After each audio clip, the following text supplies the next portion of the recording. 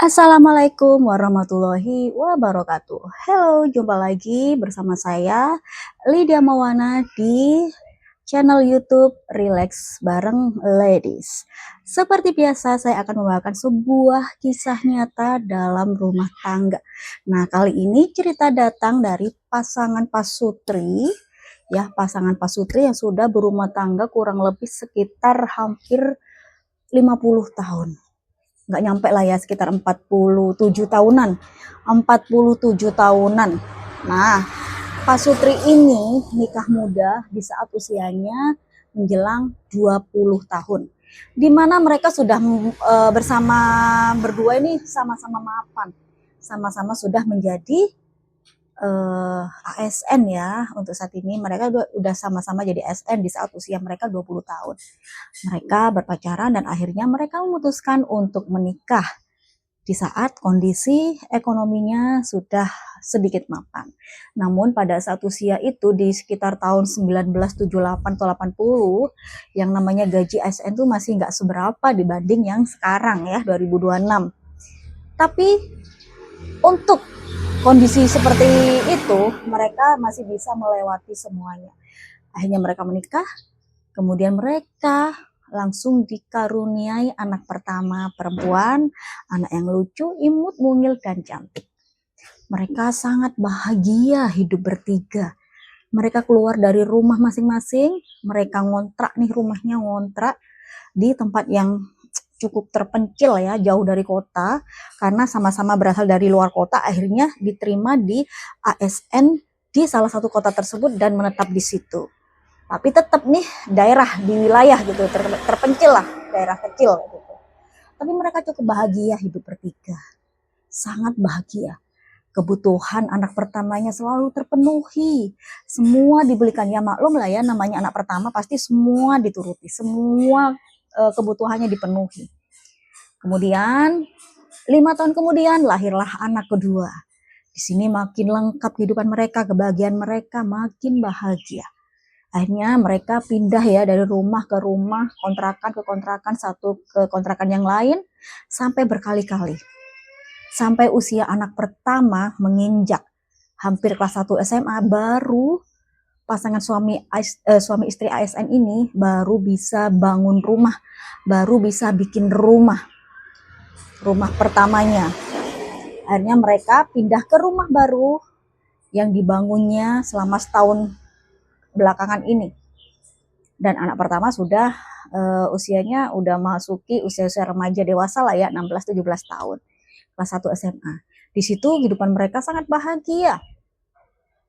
Dan setelah 2 tahun kemudian nih, anak pertamanya sudah harus kuliah. Tapi lagi-lagi kehidupan ekonominya mulai ada ujian, mulai turun karena bayar hutang. Hutang apa? Untuk biaya rumah tadi, kendaraan, dan lain sebagainya. Ada aja hutangnya. Akhirnya si anak pertama ini yang menanggung akibatnya. Akibatnya kayak gimana? Hidupnya pas-pasan. Padahal dia seorang mahasiswi, kuliah di luar kota ya. Di luar kota ya, jauh dari keluarga, jauh dari kedua orang tua. Uang sakunya minim, kebutuhannya nggak semuanya terpenuhi. Tapi anaknya ini sangat menikmati. Dia pintar mengolah keuangannya. Dan itu bukan masalah ternyata buat si anak pertama ini. Hingga akhirnya dia 3,5 tahun bisa lulus untuk status S1-nya. Setelah anak pertama ini lulus, nah anak kedua ini setelah 4 tahun kemudian, anak kedua ini masuk SMA, masuk kuliah. Tapi kondisi ekonomi kedua orang tuanya sudah mulai membaik. Dan beruntungnya anak kedua ini semuanya bisa dipenuhi. Dia dibelikan sepeda motor, dia dibelikan laptop, semua kebutuhan dipenuhi. Kuliahnya juga di tempat yang bagus. Beda dengan anak pertama, kuliahnya di tempat yang biasa-biasa aja. Kos-kosan biasa-biasa aja, uang saku pas-pasan. Nggak ada sepeda motor, apalagi laptop, nggak ada. Tapi giliran anak kedua semuanya terpenuhi. Kosan mewah, kampus ternama, uang saku lebih-lebih, dibawain motor dan laptop. Sangat beruntung di anak kedua ini. Kayak tahu di sini mungkin ya keberuntungan si anak kedua ini berawal dari ini. Sampai akhirnya si anak kedua ini lulus dan si kakaknya ini sudah bekerja di perbankan, anak kedua ini mulai bekerja juga di lembaga keuangan. Oke, singkat cerita, akhirnya mereka bertemu dengan jodoh mereka masing-masing. Nah, di sini yang ingin saya ceritakan adalah kisah rumah tangga dari kedua orang tuanya, papa mamanya. Nah, usia mereka ini udah mulai menginjak 45 tahun dengan kondisi anak-anak sudah lepas kuliahnya, udah bekerja dan mulai punya pasangan masing-masing tapi belum menikah. Nah, setelah ada dana nih, anak pertama minta nikah, ya udah nikah, jeder. Udah mereka nikah, punya keluarga, hiduplah di rumah itu. Jadi anak pertama ini hidupnya numpang di rumah orang tuanya nih, belum punya rumah. Karena nggak mau ngontrak mereka ini, sama-sama bekerja di situ. Oke, hidup aman. Nah, jeder beberapa bulan kemudian mamahnya ini kan baik banget ya, dia itu supel banget sama tetangga, itu supel banget, hampir nggak pernah ada kecurigaan sama siapapun, selalu positive thinking, selalu percaya, nggak ada curiga atau sakit hati atau hal-hal negatif lainnya, nggak ada sama sekali di hati mamahnya dari ibunya dua anak ini. Aku nyebutnya apa ya, sebut saja namanya Ibu S dan Bapak Y. Ibu S dan Bapak Y. Ibu S ini baik banget. Dia nggak pernah ada negatif thinking sama tetangganya. Meskipun tetangganya sempat ada yang jahatin dia, tapi dia tidak pernah membalas dengan kejahatan juga. Malah dibaiki, ditolong. Sampai akhirnya luluh nih yang jahat. Akhirnya nggak tega mau ngejahitin Ibu S ini. Akhirnya mereka baik. Dan si Ibu S ini baik sama semua tetangganya. Sampai akhirnya di depan rumah ini ada janda yang ditinggal mati suaminya. Janda kaya, ditinggal mati suaminya. Ya namanya tetangga, rukun tetangga, mereka rukun, semuanya suka bercanda, gurau dan lain sebagainya. Entah si Bapak Y ini memang suka bercanda, lucu, humoris orangnya. Bercandain si janda. Dan ternyata si jandanya ini baper. Ya maklum lah, Bapak Y ini selain dia ASN, dia juga ganteng. Meskipun udah tua, tapi dia tetap ganteng. Auranya itu keluar, muncul. Gimana gak terpikat itu si janda. Apalagi nih, guyonnya tuh bikin baper. Namanya perempuan ya, suka baper. Akhirnya si janda ini baper. Ya udahlah, dari kebaperan itu akhirnya terjadilah hubungan yang tidak mereka sadari. Mereka sering komunikasi secara intens. Ternyata mereka saling menyimpan nomor WhatsApp. Mereka komunikasi nih di belakang Ibu S. Komunikasi, padahal sebut aja ini si pelakor ini namanya Ibu L. Ibu L ini akrab banget sama Ibu S ini, bahkan baik, selalu ditolong. Ibu S punya makanan selalu dikasih, punya apa selalu dikasih. Tapi ternyata di sini Ibu L ini tega banget menusuk dari belakang. Jadi pelakor dari suami tetangga yang baik hati. Habis pikir nggak kalian seperti itu? Kemudian hubungan ini tetap berlanjut, tidak ada orang yang tahu. Mereka komunikasi dan lain sebagainya di belakang Ibu S ini. Nah, namanya juga suatu kebusukan yang ditutup-tutupi, pasti baunya akan tercium juga. Nah, di sini ulah mereka sudah mulai tercium nih oleh tetangga. Ada salah satu tetangga yang mencurigai, itu kenapa ya Bapak Y itu kok bertamu ke rumah janda itu lewat pintu belakang? Kan rumahnya ada di depan, kenapa harus lewat pintu belakang? Kenapa nggak lewat pintu depan? Malam-malam lagi, di atas jam 10, ngapain ya Bapak Y ini? Nah, ada tetangga seperti itu. Cuman tetangga ini nggak mau ngomong dulu sama Ibu S. Simpen dulu untuk bukti. Ternyata kejadian itu nggak cuma satu kali, tapi sering berkali-kali. Nah, akhir kemudian Ibu S ini sempat curiga. Si Bapak Y ini selalu izin ya, ketika mau keluar, mau masuk ke rumah janda itu, Bapak Y ini izin, aku mau ngopi dulu, mau ke situ, mau beli kopi. Kebetulan jarak sekitar 100 meter ada orang jual kopi malam. Oke, tanpa curiga, oke ngopi. Tapi ngopi kok lama banget ya? Kenapa ngopinya harus tengah malam? Wayahnya, waktunya orang tidur, kok dia malah ngopi? Kenapa nggak mulai jam 7, kayak 8, kenapa jam 10 kita udah mau tidur malah ngopi? Tapi itu dipendam sama Ibu S ini, kecurigaannya. Dan itu sering sekali terjadi. Ternyata bapak ini nggak ngopi, tapi dia pergi ke rumah janda itu lewat pintu belakang. Dibukalah sama si janda, masuk. Dan di dalam apa yang terjadi? Ya, pastilah ya. Karena hal itu nggak cuma sekali dua kali, tapi sering banget. Dan si janda itu hidupnya sendirian. Karena anaknya udah gede-gede, waktu itu sudah kuliah, tapi nggak tinggal di situ. Jadi tinggal di kosannya masing-masing. Jadi janda itu hidupnya sendirian, aman dong masuk. Tapi mereka nggak sadar ada mata-mata tetangga di situ. Sampai akhirnya mereka ketahuan. Karena tetangga itu udah gak kuat nih menyimpan batang, menyimpan kebusukan ini. Hanya dia ngomong nih ke Ibu S dengan penuh keberanian.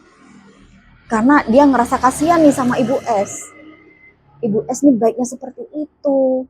Kenapa disakitin dengan cara seperti ini?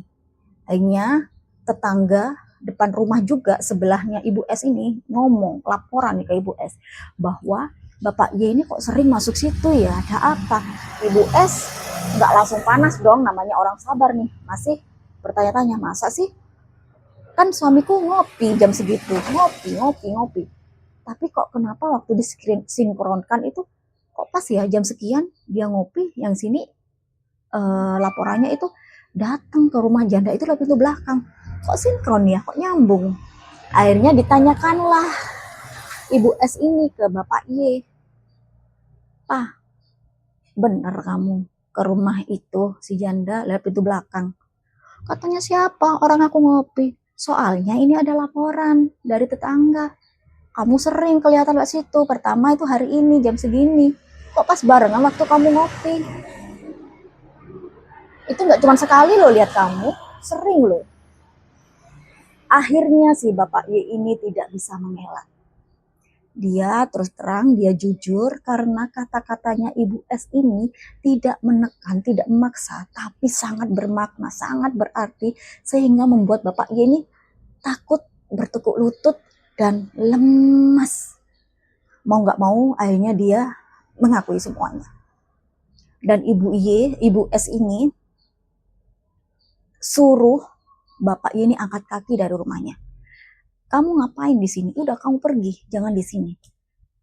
Ini rumahku dan anak-anakku. Toh kita sama-sama ASN, kita sama-sama punya gaji.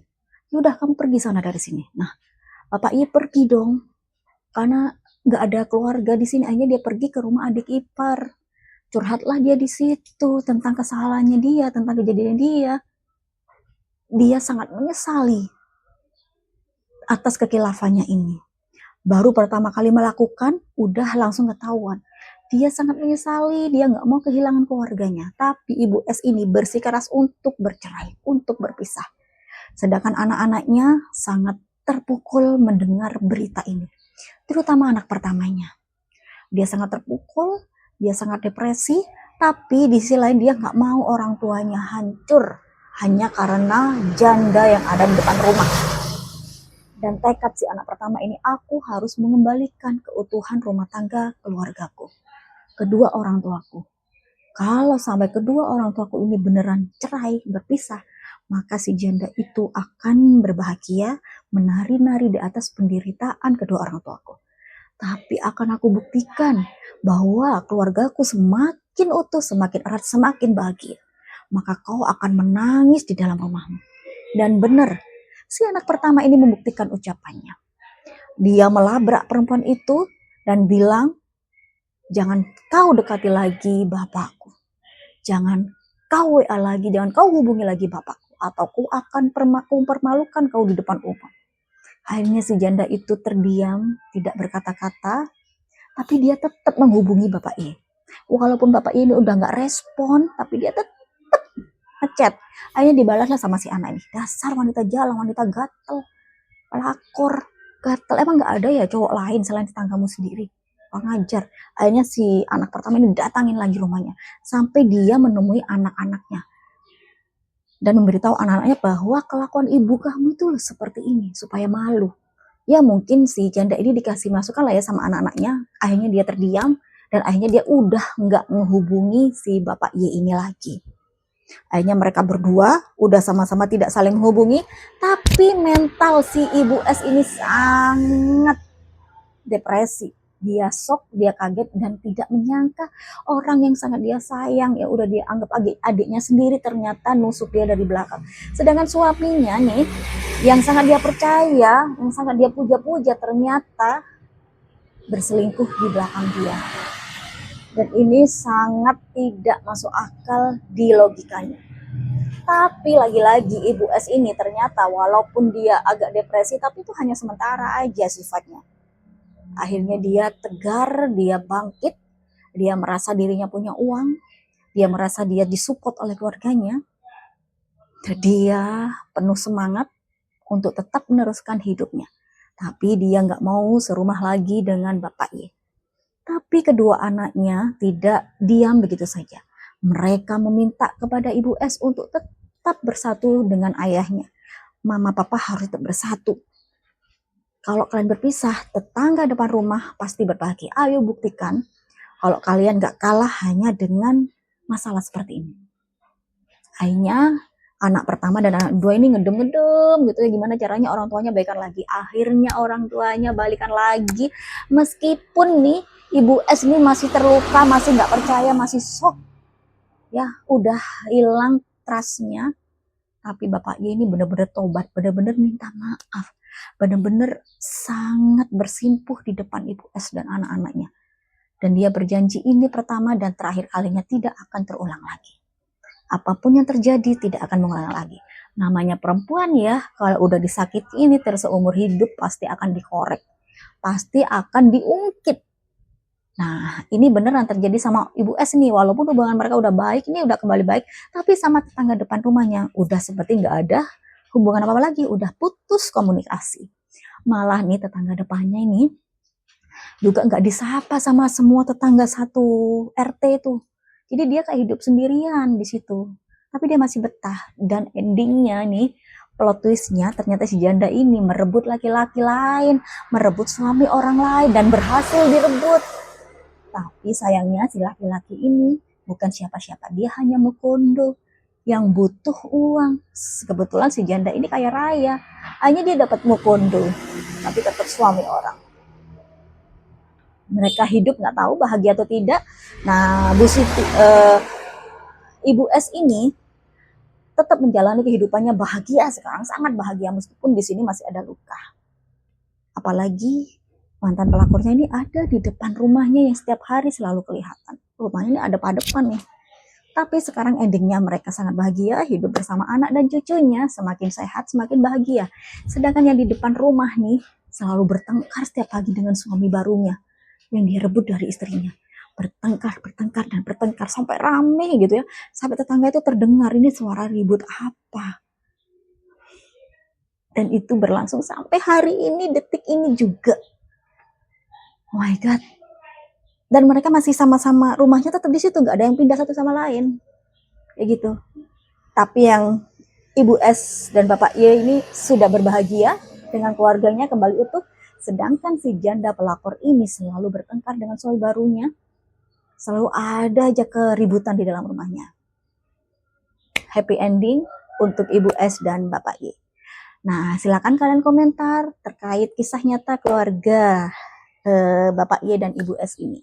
Menurut kalian kayak gimana respon kalian? Oke, silakan komen. Kalau kalian ada cerita atau ide-ide tertentu kisah nyata dalam rumah tangga, boleh kalian email ke aku atau kalian komen di sini, cerita aja di sini, nanti aku angkat untuk storytelling berikutnya. Sampai ketemu di kisah selanjutnya. Bye bye.